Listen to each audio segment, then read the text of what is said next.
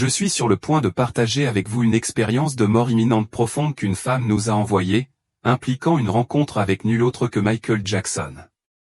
Au cours de cette expérience, il lui a révélé les raisons de sa condamnation à l'enfer et a décrit le tourment distinct et sévère auquel il a été confronté là-bas.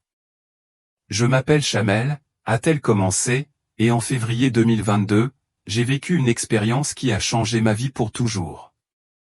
Pendant longtemps, je l'ai gardée pour moi, ne sachant pas si quelqu'un me croirait ou même voudrait l'entendre. Mais récemment, j'ai ressenti un immense soulagement, comme si un poids avait été enlevé de ma poitrine, me permettant enfin de partager ce que j'ai vécu.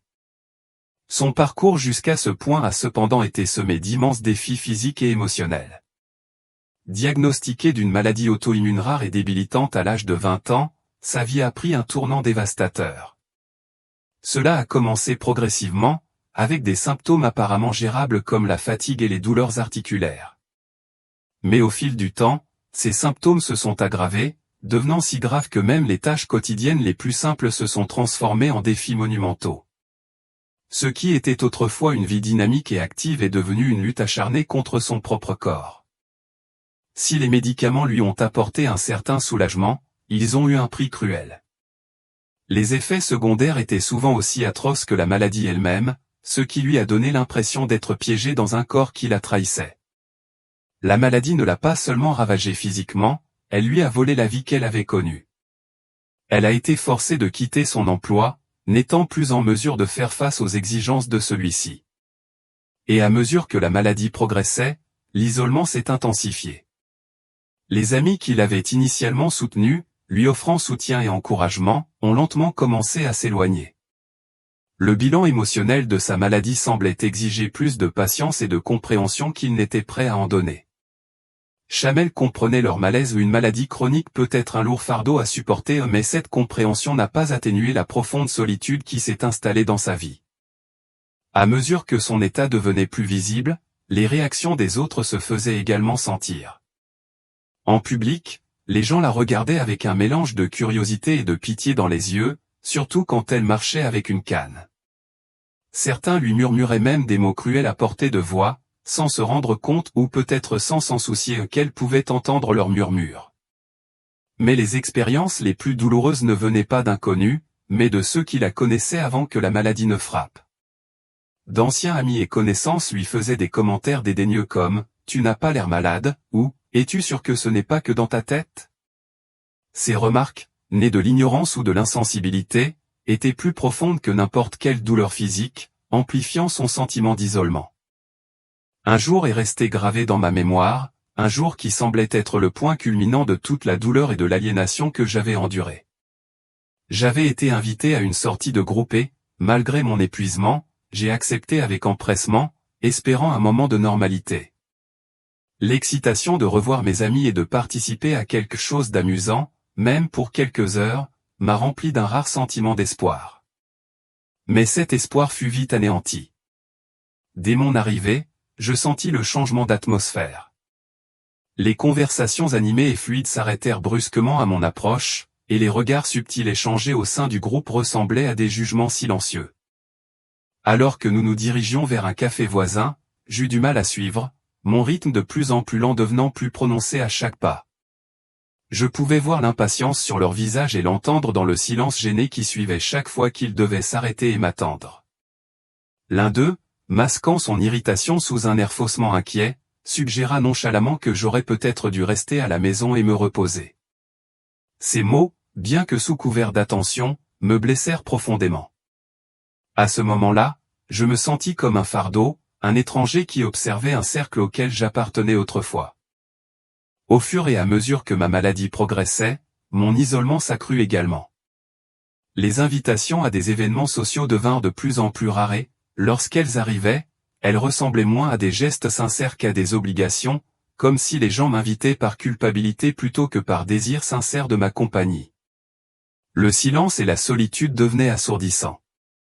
Je restais assise pendant des heures devant la fenêtre de mon appartement, à regarder la vie se dérouler à l'extérieur, avec l'impression que le monde avançait sans moi. Les quatre murs de mon petit espace de vie commençaient à se refermer sur moi, m'enfermant dans une prison de solitude. Le poids émotionnel était inexorable, il s'accumulait lentement, mais avec un poids qui finit par devenir insupportable.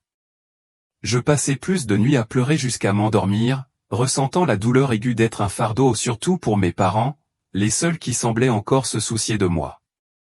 Ils étaient à mes côtés à travers tout, mais même cet amour me semblait être une source de culpabilité.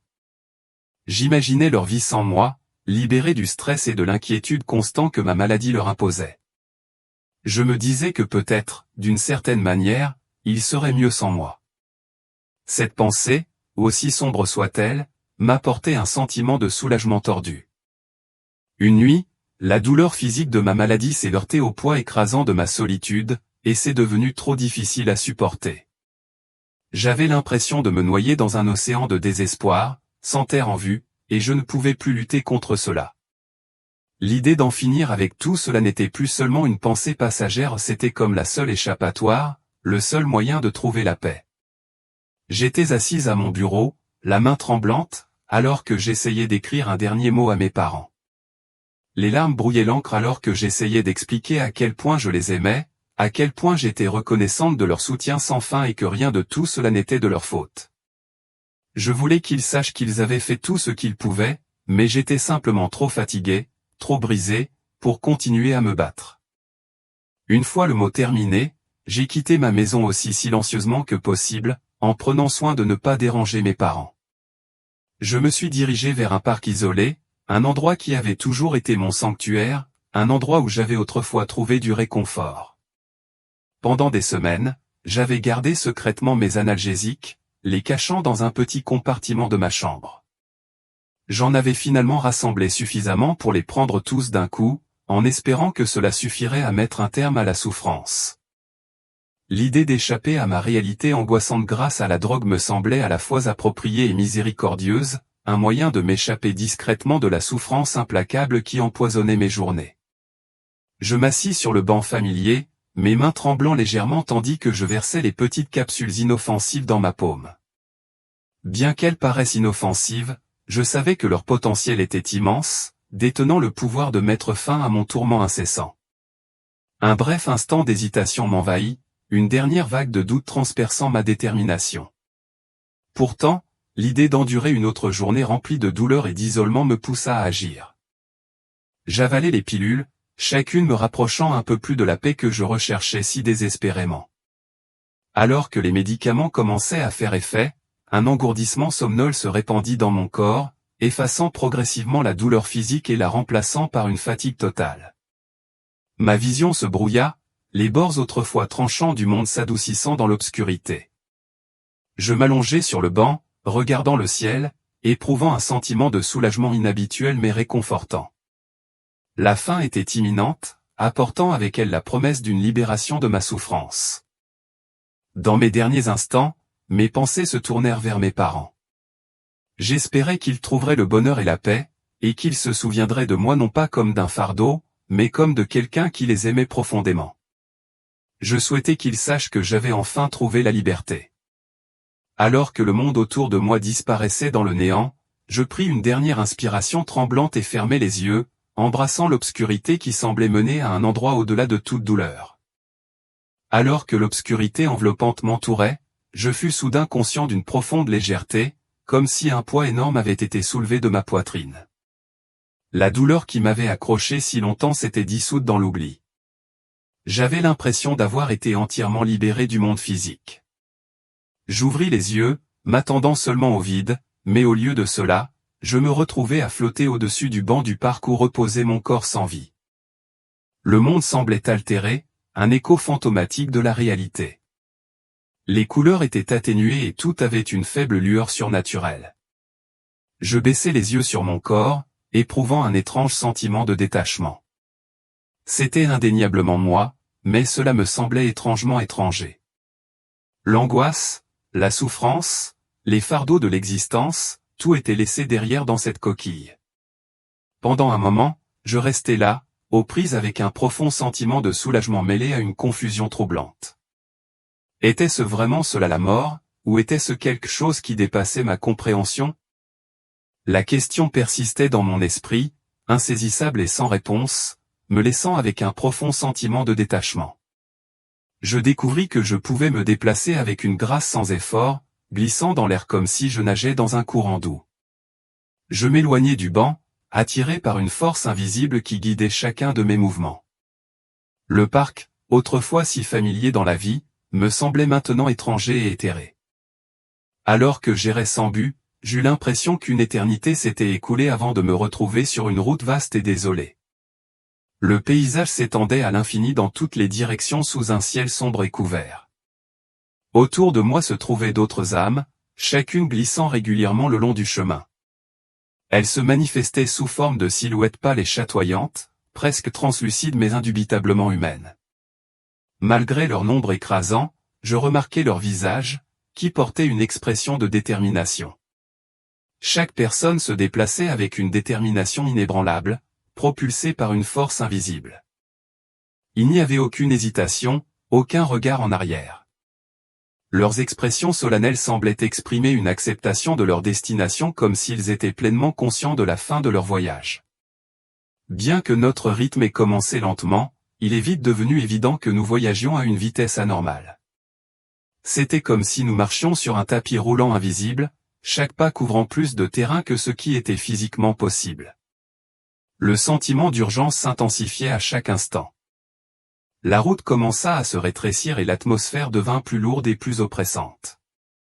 L'air lui-même semblait chargé d'une urgence palpable, nous poussant en avant à une vitesse croissante. Ma confusion et mon anxiété refirent surface, mais je me retrouvai impuissant à résister à l'élan. Une force invisible semblait me propulser en avant, m'obligeant à suivre le rythme des autres. J'essayais de ralentir, d'observer mon environnement et de donner un sens à la scène, mais mon corps ou quelle que soit la forme que j'occupais ne répondait pas. Le mouvement incessant en avant continua, devenant plus sombre et plus menaçant à chaque pas. Des ombres s'étendaient de façon inquiétante de chaque côté de la route, et un son lointain, à peine perceptible commença à atteindre mes oreilles. Il commença comme un murmure très faible, à peine perceptible dans le silence oppressant.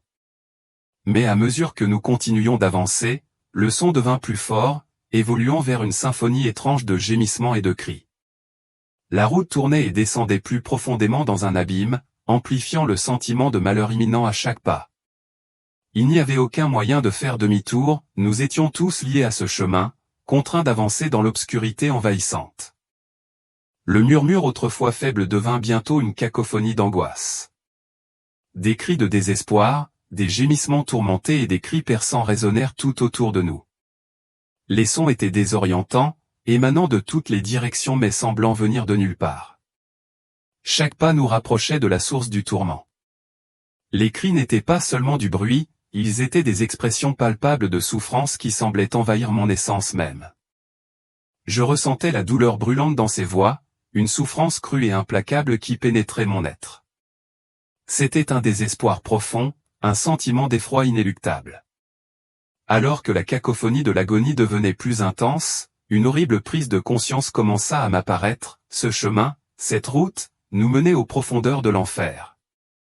Cette pensée me fit frissonner de terreur, mais il n'y avait aucun moyen d'échapper à la force qui nous poussait en avant. Nous nous approchâmes d'une porte massive, forgée dans un métal noir tordu.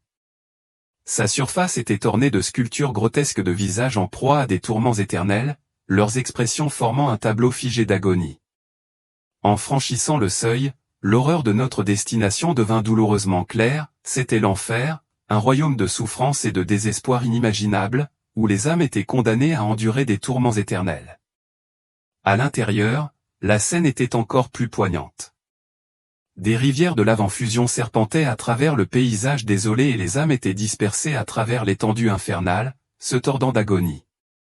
Leurs cris perçaient l'air suffocant et des figures démoniaques erraient parmi elles, se délectant de leur souffrance avec une intention cruelle. Partout où je regardais, il y avait un cycle sans fin de douleur et de désespoir, un paysage sans espoir dépourvu de toute chance d'évasion. La réalisation écrasante m'a frappé de plein fouet, j'étais en enfer et il n'y avait aucune issue. Alors que je m'aventurais plus profondément dans ce royaume infernal, un profond sentiment de terreur et de désespoir m'a submergé. La route m'avait conduit ici, à ce lieu de souffrance incessante, et je savais que bientôt je serais enveloppé par le même tourment ardent. L'enfer était un royaume enveloppé d'une obscurité perpétuelle, illuminé par intermittence par les flammes vacillantes du châtiment éternel. Partout où je regardais, je voyais des âmes dans une agonie inimaginable. Ils étaient étendus sur des claies, leurs corps tordus dans des formes grotesques, hurlant tandis que des figures démoniaques leur infligeaient d'horribles tortures. L'air était chargé de la puanteur de la chair brûlée et des échos de cris sans fin. Certaines âmes étaient enchaînées à des piliers enflammés, leur chair soumise à une chaleur brûlante, pour ensuite se régénérer et être à nouveau brûlées dans un cycle de douleur sans fin. D'autres étaient submergées dans des lacs de feu, leurs cris d'angoisse jaillissant des profondeurs en fusion. Les démons, se délectant de leurs tâches cruelles, arboraient des sourires sinistres tandis qu'ils imaginaient des moyens toujours plus inventifs d'infliger des souffrances. Ils utilisaient des instruments de tourment, fouets à pointe, tisonniers chauffés à blanc et autres outils impitoyables, chacun conçu pour maximiser l'agonie de leurs victimes. La souffrance était implacable et sans fin, un cycle perpétuel de tourments. Au milieu de ce chaos de souffrance, j'ai remarqué une silhouette solitaire au loin. En m'approchant, je l'ai reconnu sans équivoque, Michael Jackson, isolé des autres âmes mais entouré d'une aura palpable de souffrance. Je me suis approché avec prudence, incertain de ce qui m'attendait. À ma grande surprise, Michael s'est tourné vers moi, ses yeux reflétant non seulement une profonde douleur mais aussi un profond remords. Sans hésitation, il a commencé à parler, sa voix tremblante d'émotion. Il a avoué d'une voix à peine plus haute qu'un murmure, « J'ai vendu mon âme au diable ». Le poids de ces mots pesait lourd dans l'air, une révélation brutale des profondeurs dans lesquelles il s'était enfoncé dans sa quête de gloire et de succès. Il a parlé des accords qu'il avait conclus, des compromis qu'il avait faits, tout cela en échange d'une reconnaissance et d'une reconnaissance mondiale. Il a raconté des moments de désespoir et de regret, décrivant comment il avait troqué son âme sans pleinement saisir les conséquences désastreuses de ses actes. La gravité de sa confession résonnait avec une clarté glaçante, soulignant le prix élevé de sa quête de grandeur. En enfer, la dure réalité du destin de Michael Jackson m'est apparue douloureusement claire. Il était pris au piège d'un cycle de souffrance sans fin, tourmenté par les choix qu'il avait faits et pris au piège d'un tourment qui ne lui offrait aucune issue. En écoutant sa confession poignante, un mélange de pitié et d'horreur m'a envahi. Cet homme, qui avait été une icône mondiale, était désormais réduit à l'ombre de lui-même, payant le prix ultime de sa quête de gloire et de fortune. Il parlait d'un désir désespéré de rédemption, d'un espoir de trouver un jour le pardon et la paix. Pourtant, dans les profondeurs de l'enfer, la rédemption semblait être un rêve inaccessible, à jamais hors de portée. J'ai vu les lourdes chaînes qui le liaient, indestructibles et implacables. Elles l'alourdissaient, l'empêchant de bouger. Chaque tentative de parler ou de bouger les entraves se resserrait, lui infligeant une douleur atroce. Son agonie était encore aggravée par un projecteur brûlant qui suivait chacun de ses mouvements. Ce faisceau infernal brûlait sa peau, le soumettant à un tourment insupportable. Autour de lui, des figures démoniaques dans le public le narguaient sans pitié, leurs railleries et leurs rires résonnant dans ce théâtre cauchemardesque. Leurs accusations et leurs insultes intensifiaient son sentiment d'isolement et de désespoir. Michael fut forcé de se confronter à un miroir massif et déformé qui ne reflétait pas sa forme physique mais l'essence même de son âme, tordue et marquée par les accords et les compromis qu'il avait conclus. Le miroir montrait des scènes saisissantes des regrets de sa vie, mettant en valeur chaque moment de faiblesse et chaque pacte avec les forces obscures. En contemplant l'enfer, il ressentit la douleur et la souffrance de ceux qui l'avaient lésé, un tourment qui pénétrait plus profondément que n'importe quelle affliction physique. L'intensité pure de l'agonie de l'enfer me consumait, à la fois physiquement et spirituellement. Les cris d'innombrables âmes condamnées résonnaient dans les profondeurs caverneuses, amplifiant le sentiment de désespoir. Alors que je réfléchissais à ma propre vie et à mes choix, un flot de regrets submergea mon esprit. J'avais cru que la mort mettrait fin à mes souffrances, mais au lieu de cela, elle m'avait plongé dans une obscurité bien plus profonde que tout ce que j'avais jamais imaginé. Le poids écrasant de ma propre damnation pesait lourdement sur mon âme, révélant de manière frappante l'absence de rédemption et de pardon dans cet abîme éternel. J'aspirais à une seconde chance, à un moyen de défaire les choix qui m'avaient conduit à cet endroit de souffrance et de regret sans fin. Mais dans les profondeurs de l'enfer, il n'y avait pas de seconde chance, seulement un tourment perpétuel et un remords profond et lancinant. Tout comme une force irrésistible m'avait entraîné vers l'enfer, je sentais maintenant une force opposée m'attirer vers le haut. C'était comme si la même force puissante qui m'avait autrefois entraîné dans le désespoir me tirait maintenant hors de celui-ci, une force que je ne pouvais ni comprendre ni résister. En un instant, je repris conscience. Les murs blancs et stériles de la chambre d'hôpital devinrent nets. Le bip continu des machines médicales me rappelait constamment ma réalité. Mon corps était lourd et lent, comme si je me déplaçais dans une épaisse boue. Le personnel médical s'émerveillait de ce qu'il appelait une guérison miraculeuse. Ils racontèrent comment mon cœur s'était arrêté, comment j'avais défié toutes les attentes et survécu. Il était évident qu'ils n'avaient pas prévu mon retour. 2 jours plus tard, alors que je sortais de l'hôpital, le monde extérieur semblait transformé. Le ciel était d'un bleu intense et vif, orné de nuages duveteux dérivant paresseusement, et la lumière du soleil baignait tout dans une lueur chaude et dorée. C'était comme si je découvrais pour la première fois la beauté du monde. À ce moment-là, un immense sentiment de paix m'enveloppa, accompagné d'une profonde conscience d'une puissance supérieure aimante et sans jugement. Déterminé à tirer le meilleur parti de ma deuxième chance, j'ai commencé à travailler avec des enfants ayant des besoins spéciaux. J'ai trouvé chez ces enfants une pureté et une connexion spirituelle qui m'ont profondément touché. Malgré leurs difficultés, leurs esprits semblaient rayonner d'une proximité avec le divin que je me sentais obligé de nourrir et de faire partie. Mon expérience a approfondi ma compréhension de la gravité du suicide et de la rareté et de la valeur d'une deuxième chance. Sans mon expérience de mort imminente, j'aurais pu devenir une autre statistique tragique, une prise de conscience qui a donné à ma vie un sens renouvelé et une nouvelle appréciation. Ma mission est désormais de diffuser le message qu'il existe une force aimante dans l'univers qui se soucie profondément de chacun d'entre nous. Il est essentiel de demander de l'aide et de ne pas endurer la souffrance en silence. Chercher du soutien n'est pas un signe de faiblesse où il n'y a pas de honte à demander de l'aide, et il y aura toujours quelqu'un prêt à écouter et à offrir de l'aide. Pour ceux qui se sentent désespérés, je vous exhorte à changer de perspective. Un changement d'état d'esprit peut conduire à de profondes transformations dans votre vie. Acceptez la conviction que vous êtes précieux et profondément aimé. La vie est un voyage d'expérience, d'apprentissage de nos erreurs et de croissance à travers chaque défi. Chacun de nous suit un chemin unique et chaque âme a une valeur intrinsèque. N'oubliez pas que vous êtes chéri et que vous n'êtes jamais vraiment seul. Pour rester informé des nouvelles d'expériences de mort imminente et pour continuer à recevoir du soutien, nous vous invitons à vous abonner à notre chaîne. Merci de faire partie de ce voyage.